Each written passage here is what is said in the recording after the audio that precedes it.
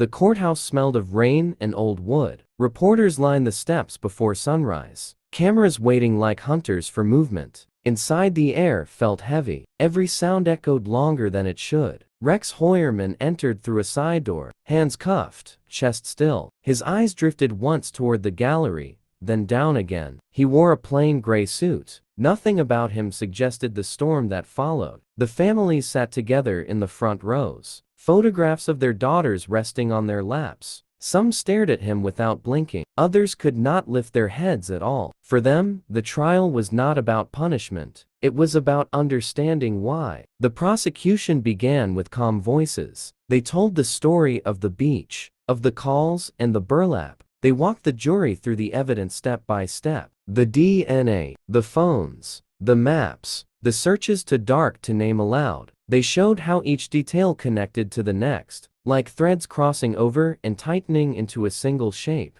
They spoke of patience, of detectives who refused to forget, of science that waited quietly for technology to catch up. The defense countered with questions. They said the evidence was circumstantial, that hair could travel through shared homes, that digital trails could be copied or planted. They asked the jury to remember, doubt is the heart of justice. Experts took the stand one by one. Forensic analysts, cell data specialists, each describing lines and signals that turned invisible air into proof. Some jurors took notes. Others simply watched the man in the gray suit. He rarely moved. He blinked slowly, as if each word floated past without landing. Outside the courtroom, the crowd changed daily. Students, retired detectives, tourists with phones raised for pictures. They said the case had become more than crime. It had become a mirror held up to the way people trust faces that seem ordinary. Weeks passed. Testimonies piled high. The courtroom rhythm turned slow and steady, each day beginning with oaths and ending with silence. No one clapped. No one cheered. Just the scrape of chairs and the rustle of paper. Then came the photographs. Grainy images of sand and burlap. The jury leaned forward. The mothers closed their eyes. The prosecutor spoke softly. He said these were not statistics. They were women who had names and laughter and plans. Reporters filled every page, every feed. True crime followers watched each clip. They argued online about guilt,